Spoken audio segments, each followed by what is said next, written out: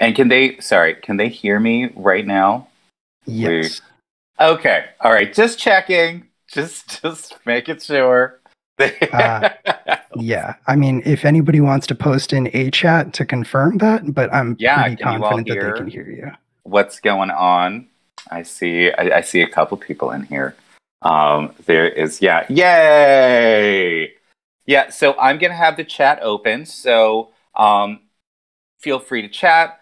If there is something that you'd like to contribute, I would love to hear from you, and I will be saying that over and over again throughout this thing.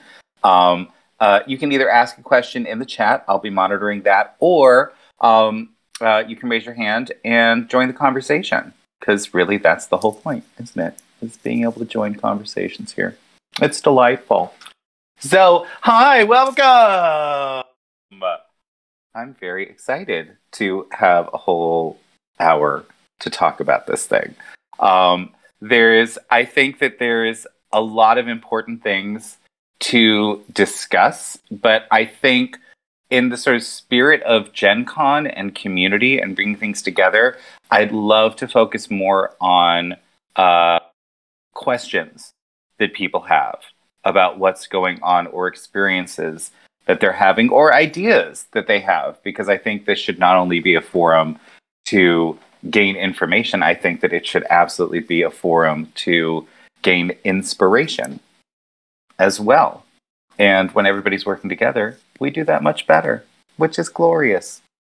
So yes, welcome, welcome, welcome again. And first I wanted to start by sort of defining what it means, what decolonization actually is, and what allyship is, because I think there's a million different definitions floating around depending on what media sources you have.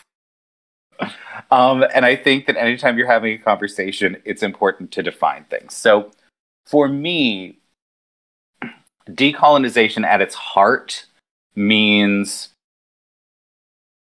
showing the world and the people that exist in the world that the white, Eurocentric, male, cis, straight voice is not the most important voice in the world. That culturally speaking, every culture has something beautiful to contribute, but generally they do not actually have the ability to join the conversation, because the loudest voices in the space are your typical straight white guy from the 50s. To that end, in my mind, decolonization and all the efforts that come with it should have one specific goal. And that is not to uplift a specific voice. It should be to hold space, that take the privilege that you have and hold space for any other person that wants to step in and try to be heard. And only after you have held that space do you then judge whether or not you want to participate in that conversation, right? And this is where things get very nuanced. And the space that we have on Twitter and here in the TTRPG scene generally is not a space for nuance. But until then we start getting the conversation really rolling in a real way, you can't sort of inject the nuance. So I think for now, it is essentially decolonizing a space means making sure that people who are not the people currently in power, who come from colonizing nations, traditionally European nations, are the only ones able to speak. That the whole point of this is to make sure that people from other cultures get a chance to lift their voice in whatever way they choose. Because that is the next step in decolonizing, is saying just because you say that you're giving a space, and this is where true allyship comes into play. What that means is that whether or not what they say makes you uncomfortable, you give them the space to say it.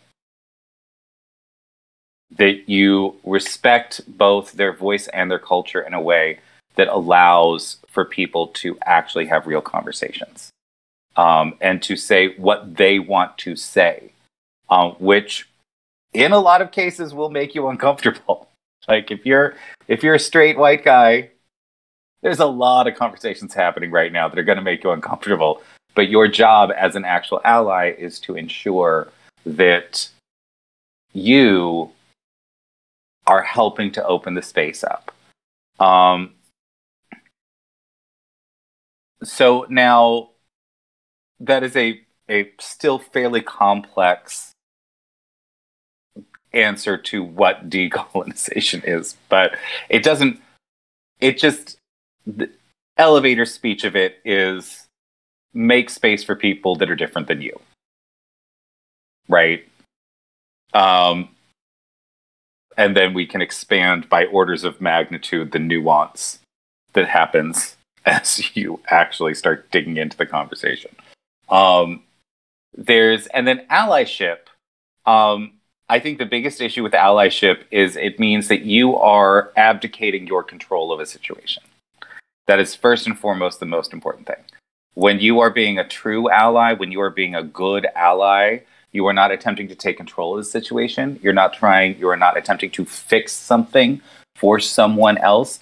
You are, again, attempting to hold space so that they can, in their time, attempt to fix it on their own, and then ask for help if they want to.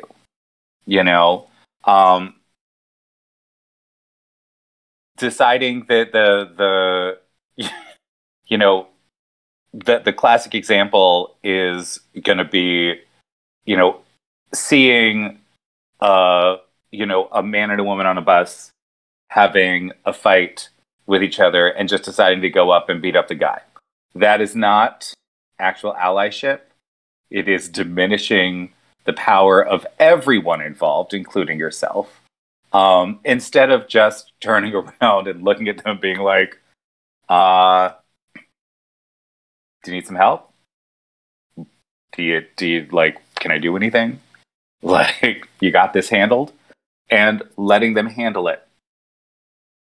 That is being a true ally. And then if somebody says, I am being abused right now and I need help, then at that point you should, absolutely, a good ally will step in and try to do what they can to help resolve the situation, in as fundamentally unequal way as possible.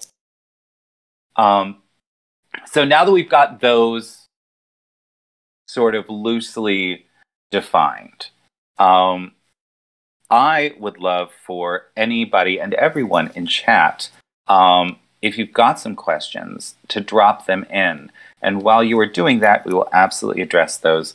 I'd like to talk about, I think, one of the biggest issues that we face in our community, which is performative help as opposed to actual help, which is essentially the difference between being an ally and being performative in your allyship.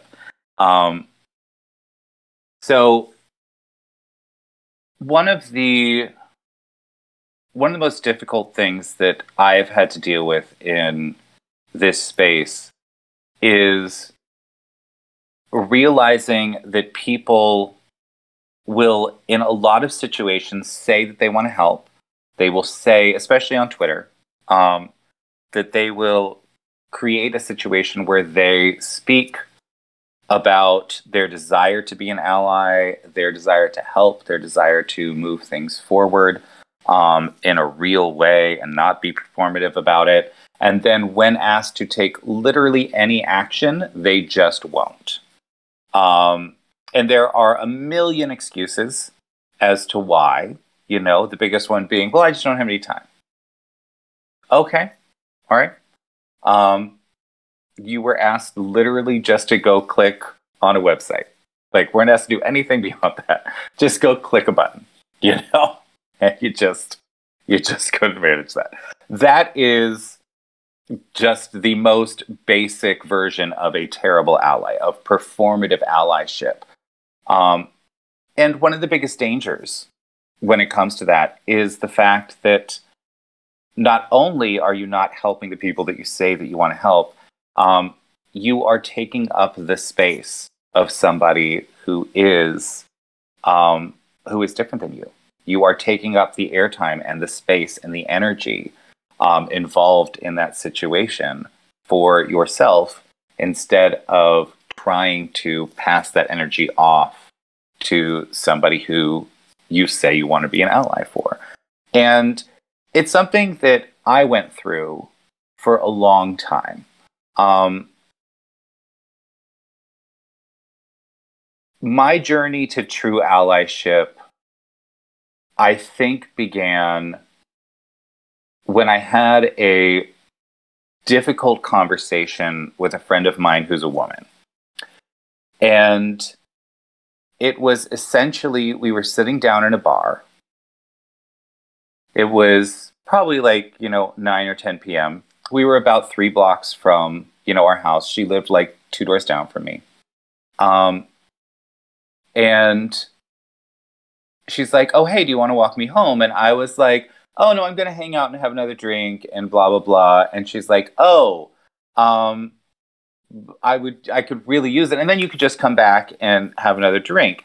And I was like, I mean, it's fine. It's only 3 blocks. It's fine. And she's like, well, I'm scared to go alone.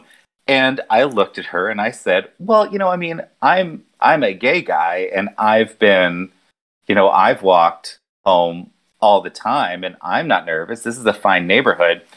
And we then had to have a whole conversation about the fact that just because both of us were in groups that traditionally have been marginalized, that our experience is still very different, and that it is in fact important to listen to the differences. In my case, I had conflated me being gay with her being a woman.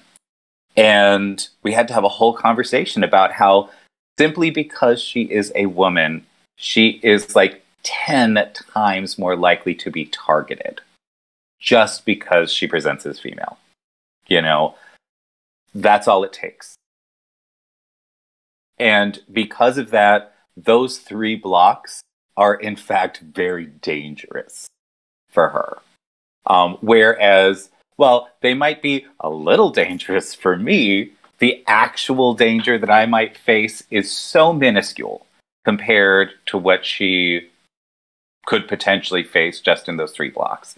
And it completely changed my understanding of what it means to actually be an ally.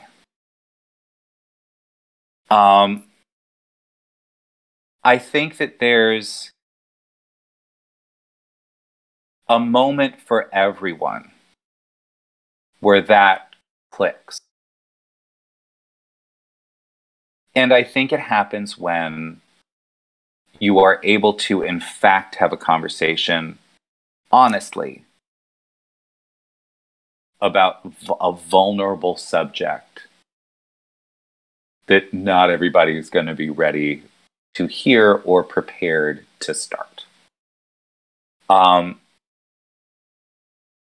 that's one of the things that makes converting a performative ally into a true ally so difficult, because it requires true vulnerability on the part of both people having the conversation, right? And that in and of itself is a very difficult conversation about should people of color, alphabet mafia people, like anyone else who is in a marginalized situation, it's not their job to educate people. It's not, it's not my job as an alphabet mafia person to educate a whole bunch of straight people on what my experience is, right? Unfortunately, that is generally what it takes to create a true ally, is to spend the time and the energy to convert someone. So that's a whole different conversation that we can absolutely have later. That is part of the decolonizing conversation. But we have a fabulous question in chat. Do you think there's a difference between active allyship and passive allyship?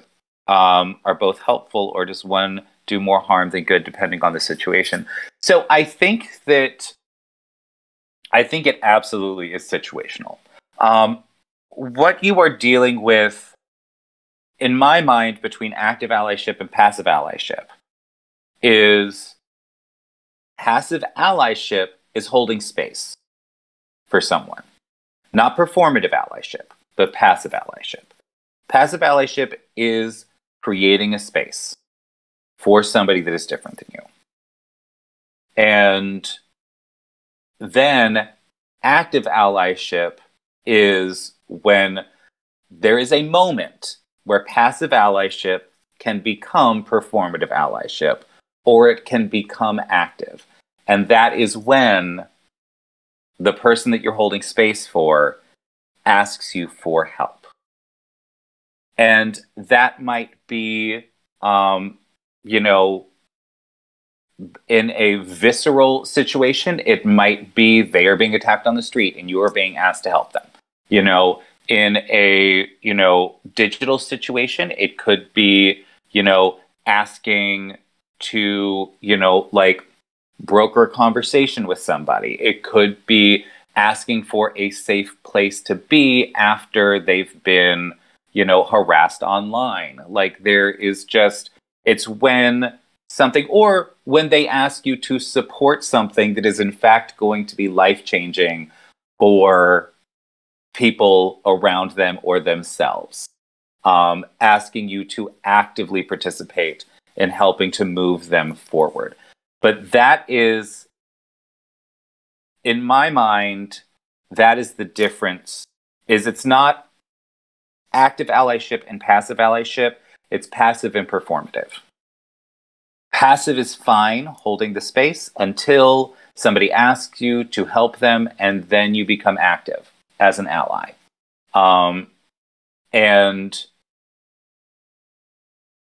Or it can become performative when you are passively holding the space and then someone asks you for action and you refuse to take it. At that point, then you're not actually an ally. You're just somebody who's standing aside. And I think that that's probably one of the most difficult parts of the entire conversation, is acknowledging that if you don't actually help, you are not an ally. You are being performative. And we all have to look at the actions that we take. We all have to look at whether we, when you say I am an ally, what that means is that you are very specifically putting energy and effort towards helping this person that you claim allyship with. And that if you're just talking about it, but you never do anything, that is a performative allyship, where you're sucking air out of the conversation and you are pulling energy to you so that people will applaud you for being an ally, but none of that energy actually gets to the person that you're trying to, that you are saying that you want to help.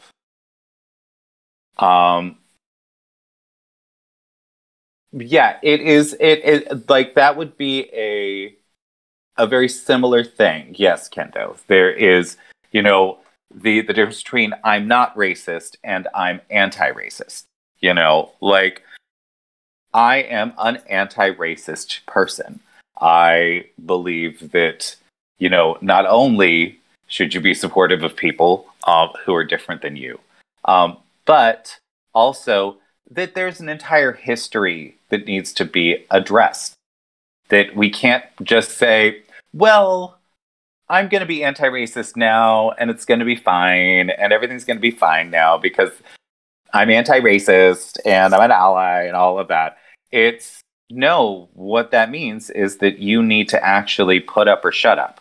And I think, that's the thing that most people never sort of get past is this idea that you have to put effort forth. If you're going to be an ally, you have to do something. You know?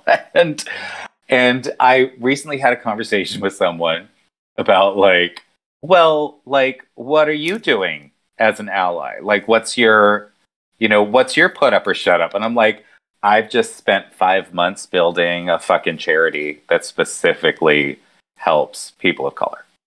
I'm like, that's what I did. Like, we've got a book coming out, in less than a week.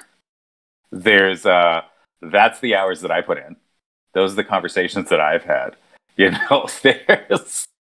And when I have that conversation with people that are performative in their allyship, they're like, oh, well, I mean, we don't all have like the resources to do that. And I was like, neither do I. But I think that it's important enough that we actually do it.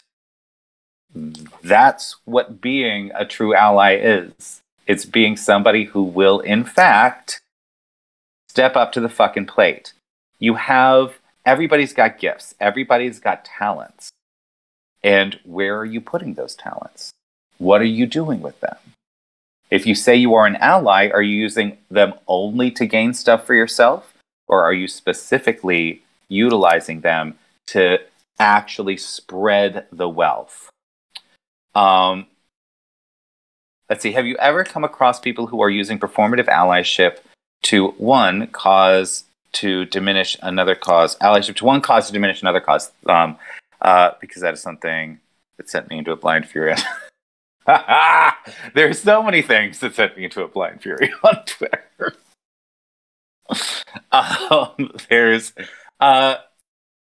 so what you're talking about, I think, and let me know if I'm getting this wrong, is essentially using performative allyship to set up a straw man argument that diminishes something else. Meaning that you will, it'll be somebody saying something like, well, I totally get, like the whole Me Too movement thing, but I, voted for Hillary. And so that's really what I did to help.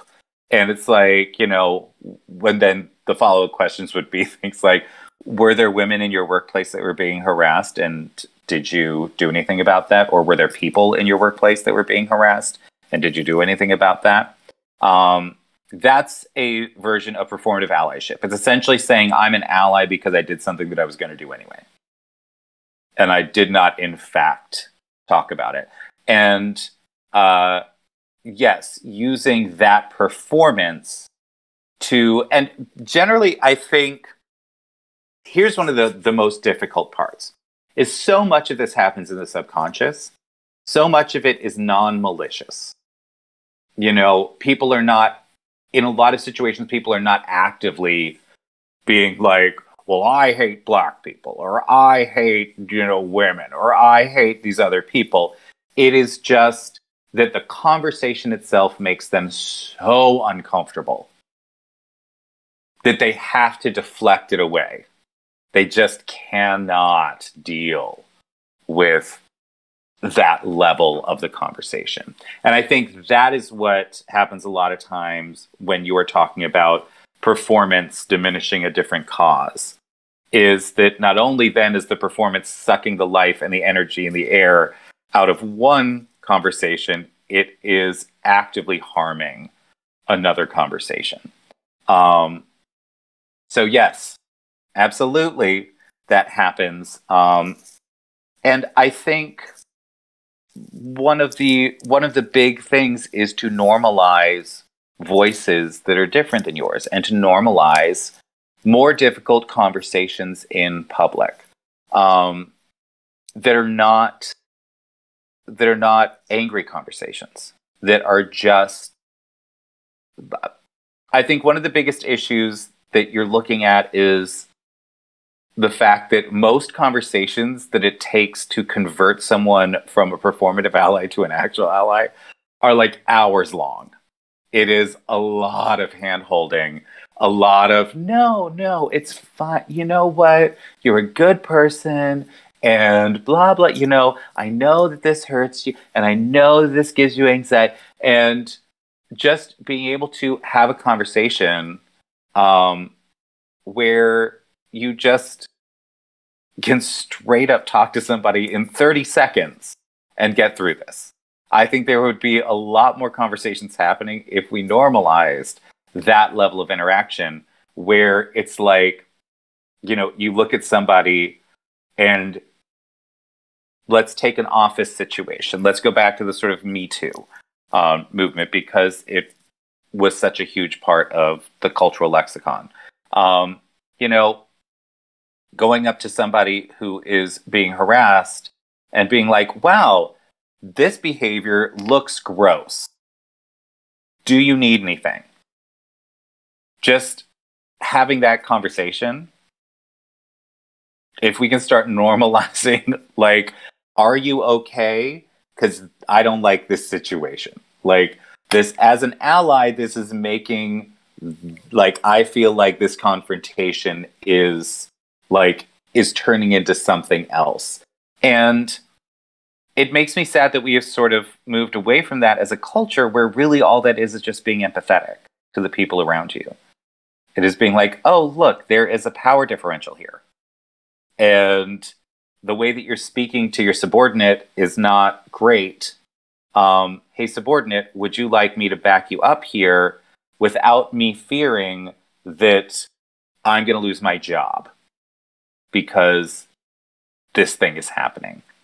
I think that normalizing that behavior is going to take a long time, because there is so much fear of, hey, the person that's perpetrating this is someone in power. And I'm scared to lose my job. I'm scared to lose my house. I'm scared to lose whatever else, you know, you might lose if you upset this person. And that becomes, I think that also needs to become a part of the conversation as well. There is, you know, like I said at the beginning, it's an astonishingly nuanced conversation that is a little more in depth than we necessarily our space is equipped for. There's Will says there's a lot of debate in leftist spaces about whether or not an emphasis on correct terminology, vernacular, and knowledge of theory creates barriers for entry for potential allies who might share your values at a core level but lack the language to enter spaces where they can learn more, find like-minded individuals. Do you think that applies to decolonization efforts? I do. I think that there's I think that there can be performance on both sides, honestly. I think that it happens a lot more on the colonial side. But I definitely think that there are people that will take the decolonizing effort and they will make that like their entire personality. And in order for it to maintain itself as their personality, they have to continue to have barriers to entry that set them apart. And so they will deny potential help simply because somebody uses the wrong term. I think that on Twitter especially, you will get a lot of outrage about an incorrect term. The thing is that Twitter's not set up to have a real conversation about it, right? I think that there is, so for me, for instance, like I'm a little older than most of you, and I grew up only understanding two genders. And over the course of the last year and a half, I have slowly been training myself to not just use he or she. I'm still in process with it. I'm trying to use they a lot more, but we're working against several decades of ingrained behavior. And for me, I think that is as far as like barriers for entry, I think that that's a good conversation to have, where it's like this is a fairly easy conversation to understand about the genders, and to understand that if somebody is stepping into this space and they're willing to learn and they're willing to alter their behavior to actually be a part of the space instead of stepping into the space and trying to colonize the space with their ideas. There is that is a very different interaction, you know. You're dealing with, in situations like that, somebody that wants to learn, that wants to bring their energy to the space and wants to bring their resources to the space, which is, in any decolonizing effort, is incredibly important. Having resources is going to be a huge part of it. I have absolutely been shut down by people in the space because I used the wrong term for their gender. But most of the people that work with me know that I am 100% open to be called out and will immediately, that it's not going to be a big performance. It's not going to be like, oh my God, I'm so sorry. I'm not going to spend like 20 minutes, defending myself or explaining why, or anything like that. It's very specifically going to be, I'm so sorry about that. Let me be better about that.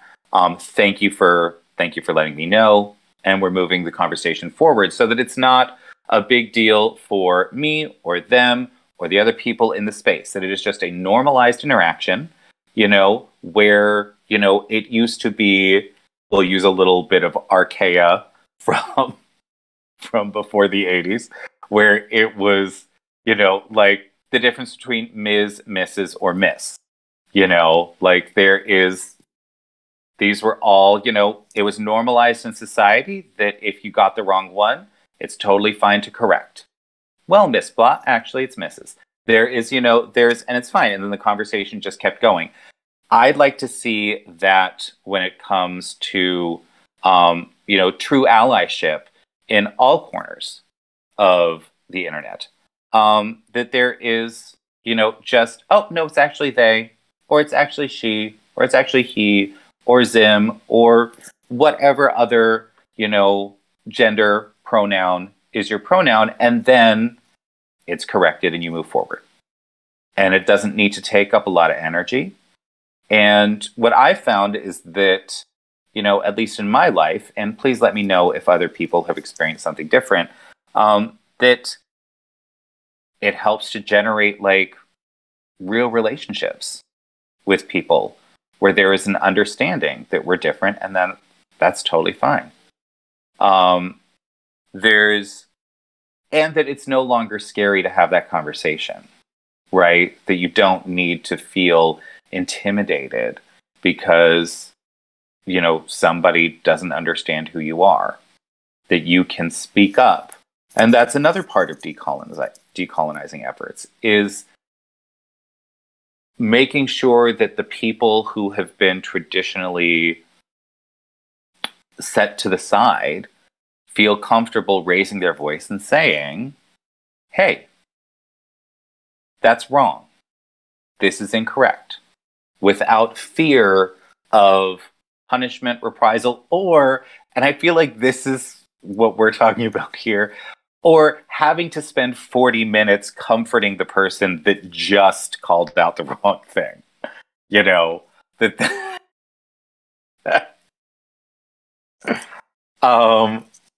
So it's, again, lots and lots of nuances. So for me, the big thing is, I come from a marginalized community. I come from the LGBTQ community. And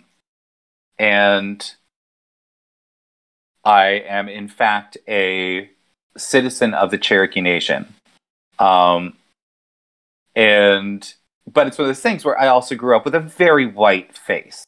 So I'm not going to claim a lived experience that I did not have. And I think that is the next part of performative allyship, is trying to, you got your 23andMe, and now you're 3% Cherokee. And you're trying to use that to say you're a person of color. Yeah, nope, that in fact does not work. There's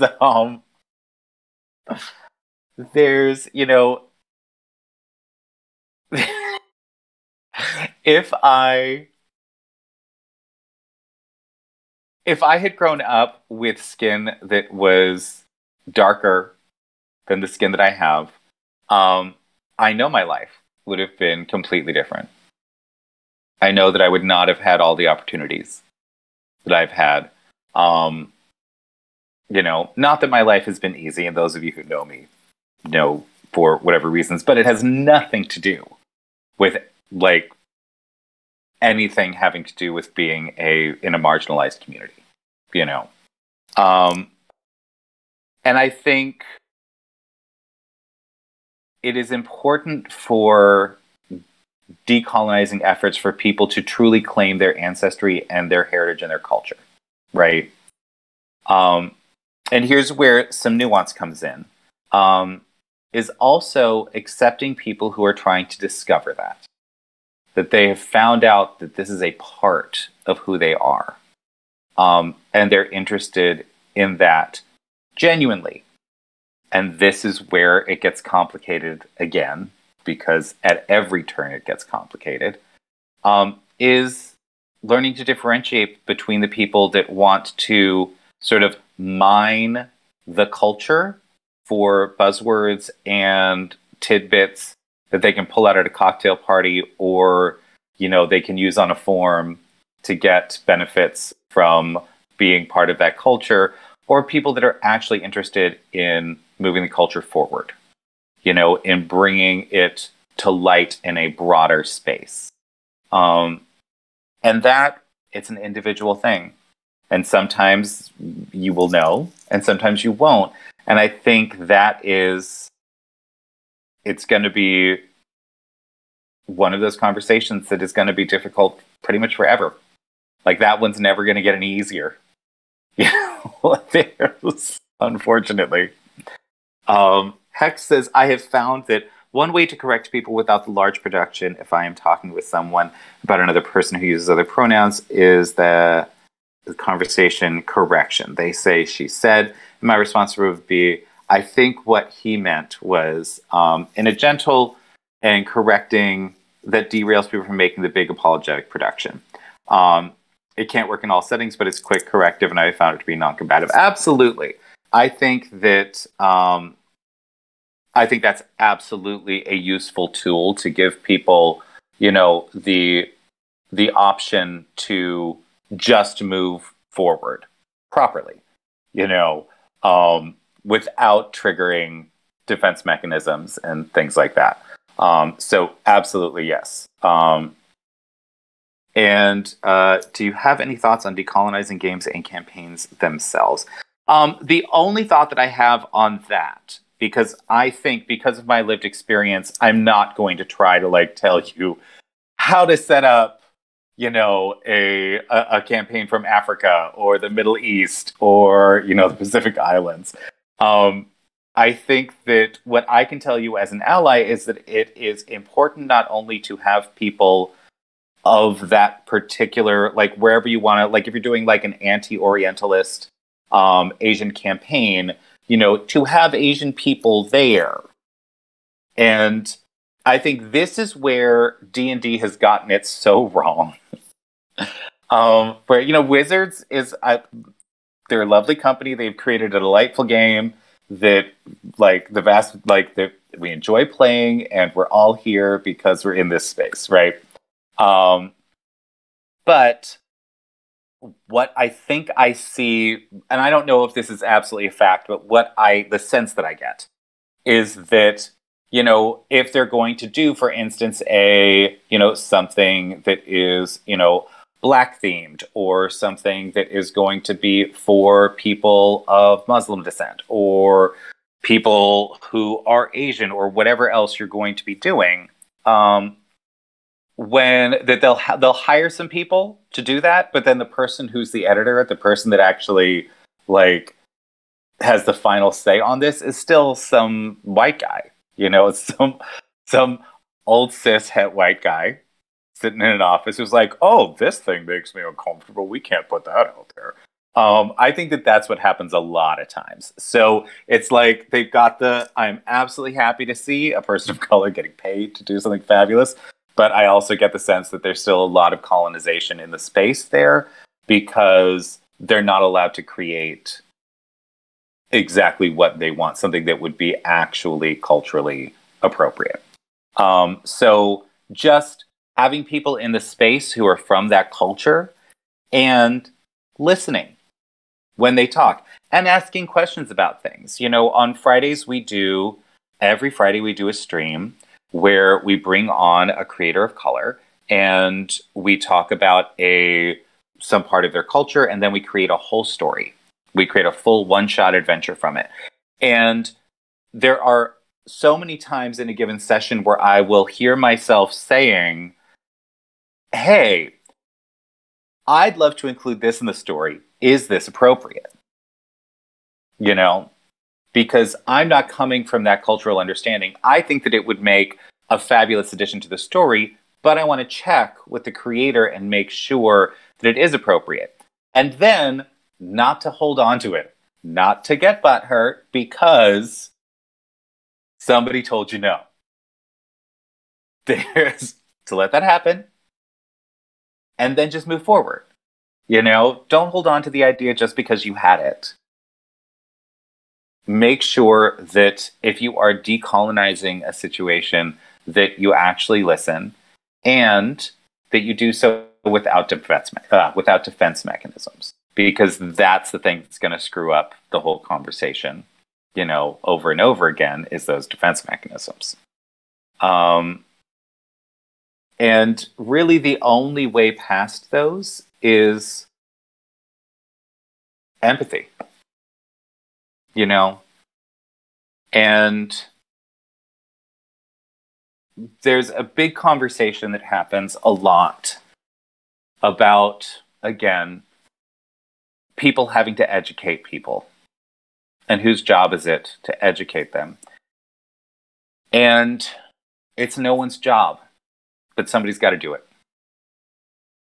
And unfortunately, the culture, when you're talking about Eurocentric, white-centric cultures, defense mechanisms are built into the legal system.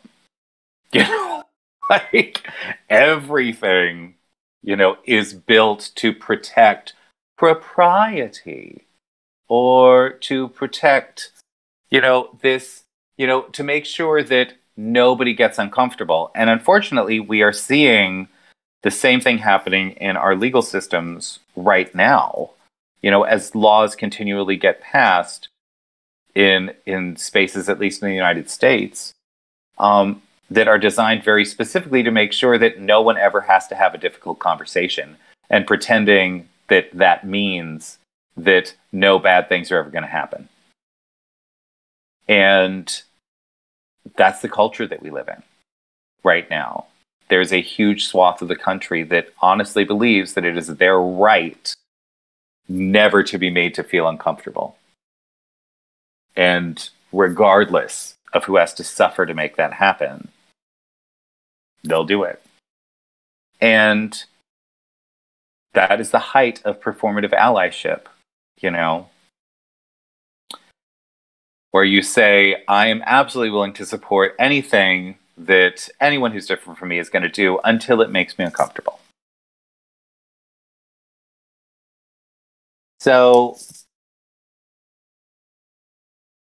I am optimistic about our space here, our little section of the internet. Because so many people in this space have decided that, well, it's no one's job to do this. I'm going to spend the energy to do it. I'm going to spend the energy to call out abusers. I'm going to spend the energy to call out, people that are trying to colonize. I'm going to call out people that are being performative. And I see it daily in our space. And the thing that is truly astonishing to me is that in this space, I see real empathy. Where after somebody has been called out, if they choose to react with empathy themselves, not to act as though they've got a massive defense mechanism up, but reach out and say, you know what, I didn't realize that. I didn't think about that. I'm sorry. And it's something that you very rarely see on Twitter, but I see in our section of Twitter on a regular basis, because we have, in fact, done the work. And there's a huge influx of people into this scene. And I'm going to keep doing the work. And I hope that everybody else is going to keep doing the work to keep this space just as fabulous as it possibly can be. Knowing that it's never going to be perfect. And that we're all going to have to work. And that our children are going to have to work, to make this happen. But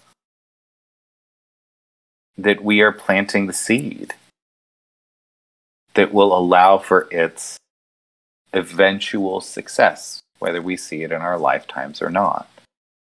And I think that ideology is probably the most powerful decolonizing force that can exist, is the idea that you're gonna fight not for you, but for the 10 generations that come after you.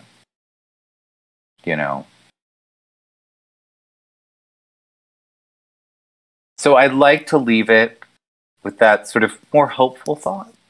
It's a little morbid, but a little more hopeful. And just turn it over to chat for the last 10 minutes to see if there's any comments, any thoughts, any rants or prayers or glorious revelations that anybody would like to offer. And if not, I think... Ooh, it looks like Hex and Sin are both typing. Ooh, there's some things afoot in the chat. I see it. I see it happening right in front of me. Well, you're quite welcome, Sin, and I'm so happy that you were here. I think that the more people involved in the conversation, the better. And the more people that are willing to be honest about their part in the conversation, their role in the conversation, and really doing the introspection, and creating space, creating a bigger space for the conversation just to happen. So thank you for that. That is delightful. Does anybody else have anything that they'd like to throw in there? Anything glorious, beautiful? Hex is... I'm so terrified that Hex has been typing for a while, and I'm so terrified that it's going to turn out to be half a sentence, and I'm getting all worked up to see what is about to happen. I've definitely done that to people, and I always feel terrible for I'll reword it, or I just can't spell the word that I want to use properly, so it looks like I'm typing out several pages, and it turns out to just be you have a fantastic day now. Okay, bye. Ew, and Will's typing. Ew, is he gonna jump in? He's gonna throw shade. Will you gonna throw shade at everybody, Will? Is that what you're gonna do?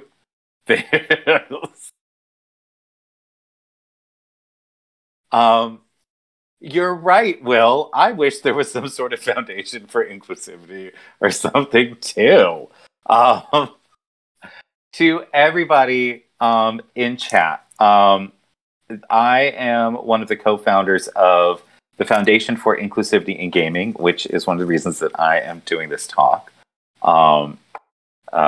Because as somebody who is very proudly a non-performative ally,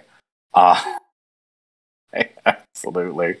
I absolutely want to talk to more people who are non-performative allies, and get this conversation going. And I'm going to throw a little link into chat here, and you can go visit figforall.org. There are a couple of fabulous things that are happening with Fig. This week, so we started our Magnificent Mythologies in February, at the beginning of February. We are going to be putting out our very first adventure with all of the art and the layout and all of that delightfulness. That is going to happen on Thursday. We are very excited about that. That is going to be absolutely delightful. There's and then on Friday, a Ghost of Eli. Hi, Eli. A Ghost of Eli will be joining us on Friday to do a whole fabulous adventure. That's going to be glorious. And then on the 26th, the adventure that we are going to put, that our first adventure called A Stormy Wedding, I'm actually going to, just to show you sort of like what the Foundation pays for. We pay for all the art and the layout so that it doesn't cost a person of color anything to actually get this out there, but they retain 100% of the actual intellectual property, and they get 100% of the profits from the sales of the adventure as well. So there is I'm gonna throw a little thing down here if I can actually make this work. I am not super tech savvy, so please bear with me. But we have got this Saturday. We are actually going to be playing for our fundraiser. We do a monthly fundraiser. We are going to be playing A Stormy Wedding, which is the very first thing that we are releasing out into the wild. So I'm very excited about that. Please go ahead over to figforall.org. If you have got some non-performative money that you would like to give us to do non-performative things, to help people in our community, please feel free to give us a little cheddar. We will love you for it. And definitely come by on Friday and on Saturday to come and say hi. And I am going to put this into the chat here. This is our very first cover, which I am so excited for A Stormy Wedding, written by Bashir Gauss and Kyle Durkee. There is, yep, it's going to be glorious, super fun and delightful. So yes, we absolutely, and the nice thing is that we are paying, we actually pay artists in our community. And this is a big thing for me. When you're dealing with charities, you want to make sure that charity starts at home, that you're not just pulling money out of a community and shoving it to another community.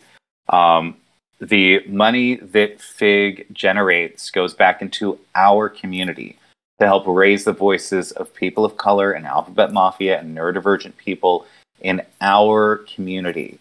And that's how we are hoping to help decolonize our space.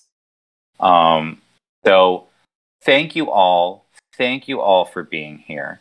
Thank you for the fabulous questions. And feel free to reach out to me whenever you'd like here on Discord or on Twitter if you want to help get involved in these efforts. Or if you just want to sit down and have, a digital cocktail and bitch about how terrible white people are.